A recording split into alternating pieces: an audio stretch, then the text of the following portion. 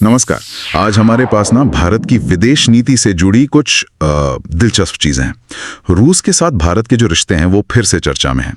इसमें जापाड 2025 नाम के एक बड़े सैन्य अभ्यास का जिक्र है और उस पर जो अंतर्राष्ट्रीय स्तर पर हंगामा हुआ उसका भी। पश्चिमी मीडिया में तो इसे लेकर काफी तीखी बातें कही गई हैं। तो आज हम इसी विश्लेषण को जरा गहराई से देखेंगे, समझने की कोशिश करेंगे कि भाई ये पूरा मामला क्या है, भारत का इसमें क्या रोल था और इसके क्या मायने निकाले जा रहे हैं।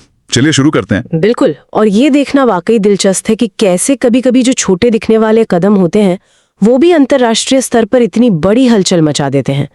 इस विश्लेषण में कई परतें हैं, मुझे लगता है उन्हें खोलकर देखना दिलचस्प होगा। तो सबसे पहले ये जापाड 2025 अभ्यास जिसके बारे में इतनी बात हो रही है, ये है क्या असल में? ये अभ्यास इस बार पोलैंड और रोमानिया की सीमाओं के काफी करीब हुआ। अच्छा, बॉर्डर के पास। हाँ, और ये वही इलाके हैं जहां पिछले कुछ समय में वो रूसी ड्रोन्स गिरने की खबरें भी आई थी।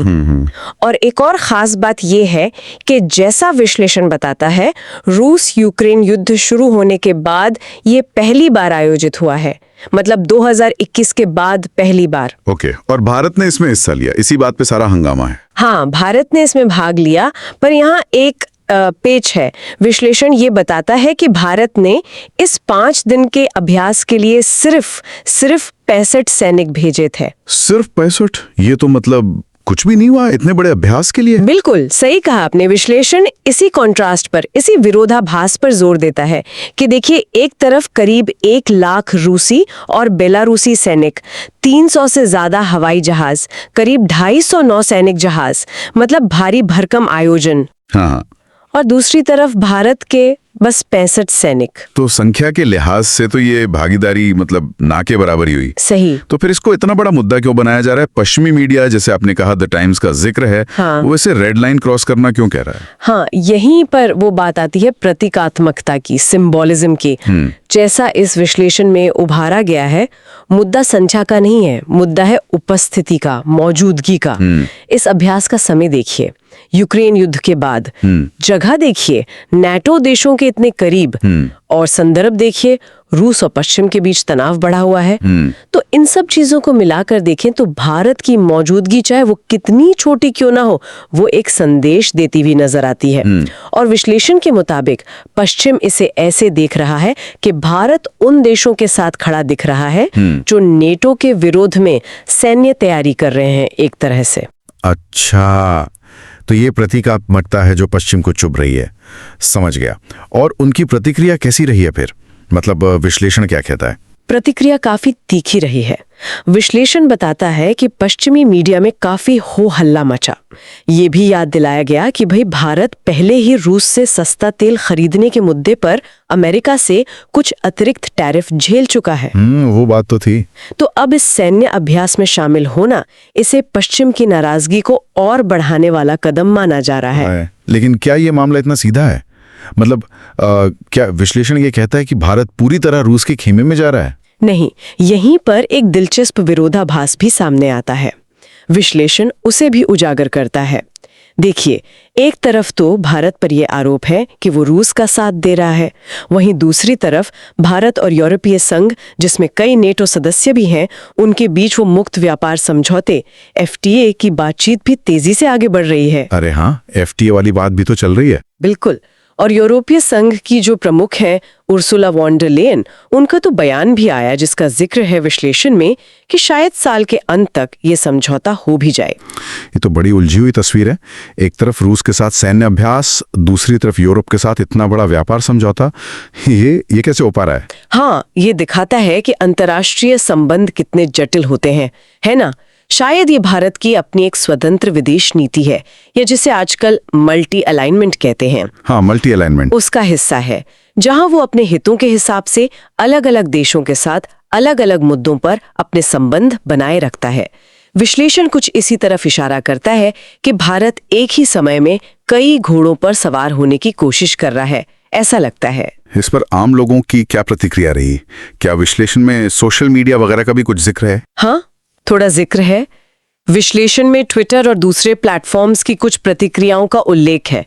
जैसे कुछ ऑस्ट्रेलियाई लोगों ने सवाल उठाया कि भाई क्वाड का सदस्य होते हुए, हाँ, क्वाड में तो अमेरिका, जापान, ऑस्ट्रेलिया सब हैं। बिल्कुल, तो क्वाड सदस्य होते हुए भारत रूस के साथ सैन्य अभ्यास कैसे कर सकता है? वहीं कुछ यूरोपीय लोगों की तरफ से कथित तौर पर काफी गुस्से वाली बातें भी आईं, जैसे भारतीयों को वीजा ना देने या यूरोप से निकालने तक की मांग। ये आरोप लगाते हुए कि भारत यूरोप के खिलाफ रूस को उकसा रहा है। बाप रे, इतनी सख्त प्रतिक्रिया। हाँ, ये दिखाता है कि जमीनी स्तर पर भी भावनाएं काफी तीव्र थीं, कम से कम कुछ वर्गों में। और रूसी मीडिया इसे कैसे देख रहा है? उनके लिए तो ये अच्छा ही होगा। हाँ, उनके लिए तो ये एक तरह से अपनी जीत जैसा है।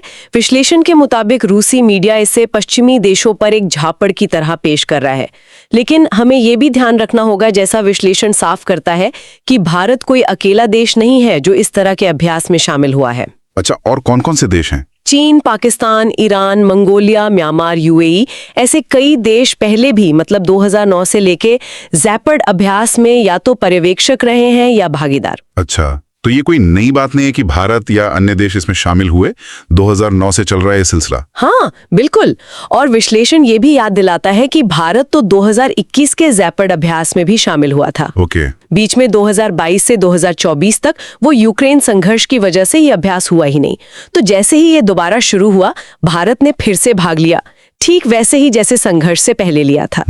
तो शायद इसी निरंतरता को भारत अपनी स्वतंत्र नीति के तौर पर पेश करना चाहता है कि हम पहले भी करते थे, अब भी कर रहे हैं। ये बात भी सही है। अच्छा, इसी दौरान एक और बात हुई जिसने ध्यान खींचा। वो रूसी राष्ट्रपति पुतिन खुद इस अभ्यास का निरीक्षण करने पहुंचे थे, वो भी सैन्य वर्दी में। हाँ, ये एक महत्वपूर्ण घटना मानी जा रही है। विश्लेषण इसकी तुलना करता है यूक्रेन पर हमले से ठीक पहले हुए रूसी सैन्य अभ्यास से। ओह, तब भी पुतिन की ऐसी ही उपस्थिति के बाद वो अभ्यास असल युद्ध में बदल गया था। तो पुतिन का व्यक्तिगत रूप से वहां मौजूद होना, वो भी सैन्य वर्दी में, इसे कई लोग नाटो को एक सीधे संदेश के तौर पर देख रहे हैं। क्या संदेश? संदेश ये कि रूस पीछे हटने वाला नहीं है और शायद आगे किसी टकराव के लिए भी तैयार है।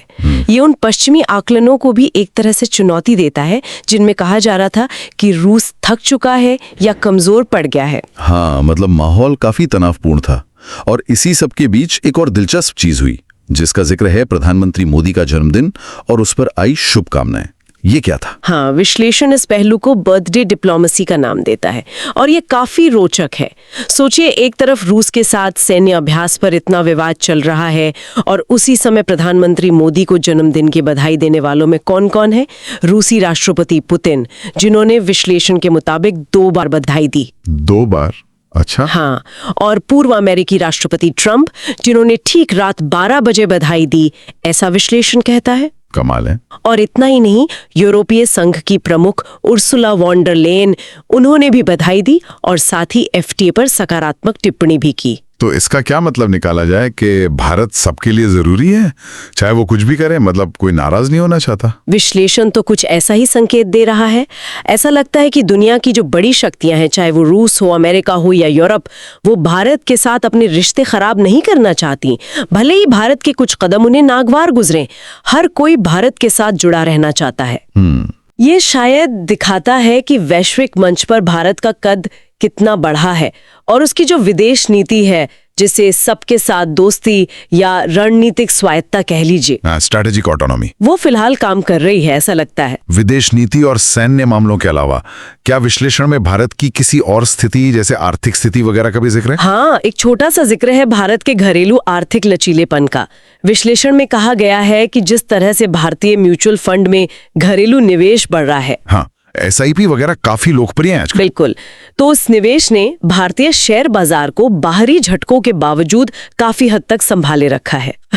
हालांकि ये हिस्सा थोड़ा विज्ञापन जैसा भी लगता है विश्लेषण में, पर जानकारी के तौर पे इसका उल्लेख है। अच्छा। शायद ये दिखाने की कोशिश है कि अंतर्राष्ट्रीय दबावों के बीच भारत की अपनी अंदरूनी आर्थिक ताकत भी मायने रखती है। और अंत में विश्लेषण किस निष्कर्ष पर पहुंचता है या कोई सुझाव देता है? अंत में विश्लेषण एक बड़ा विचार सामने रखता है। वो कहता है कि भारतीयों को अपनी तुलना लगातार पाकिस्तान से करने की जो एक मानसिकता है, हाँ वो तो है काफी। उससे बाहर निकलना चाहिए और इसके बजाय चीन के आर्थिक विकास मॉडल से सीखना चाहिए कि कैसे एक बड़ी आबादी वाला देश भी तरक्की करके दुनिया की दूसरी सबसे बड़ी अर्थव्यवस्था बन सकता है। लक्ष्य एक विकसित देश बनने का होना चाहिए। ये एक तरह से भविष्य की दिशा का सुझाव है। तो कुल मिलाकर इस विश्लेषण से जो तस्वीर उभर रही है वो ये है कि भारत एक बहुत ही महीन संतुलन साधने की कोशिश कर रहा है। बिल्कुल। एक तरफ रूस जैसे अपने पारंपरिक साथी के साथ सैन्य संबंध बनाए रखना, भले ही वो प्रतीकात्मक ही क्यों ना हो, और दूसरी तरफ पश्चिमी देशों खासकर यूरोप के साथ गहरे आर्थिक रिश्ते बनाना, एफटीए जैसी चीजें करना। बिल्कुल। और ये स्थिति हमें सोचने पर मजबूर करती है ना कि क्या इस तरह का संतुलन, जहां आप एक दूसरे के विरोधी माने जाने वाले गुटों के साथ सक्रिय रूप से जुड़े हुए हैं, क्या ये लंबे समय तक टिका रह सकता है? और क्या ये जो 65 सैनिकों को भेजने जैसे प्रतीकात्मक कदम है, क्या ये आगे चलकर वास्तविक रणनीतिक साझेदारी और बड़े आर्थिक फैसलों पर भारी पड़ सकते हैं या उन्हें प्रभावित कर सकते हैं? ये वो बड़े सवाल हैं जो इस विश्लेषण को पढ़ने के बाद दिमाग में आते हैं। सचमुच सोचने वाली बात है।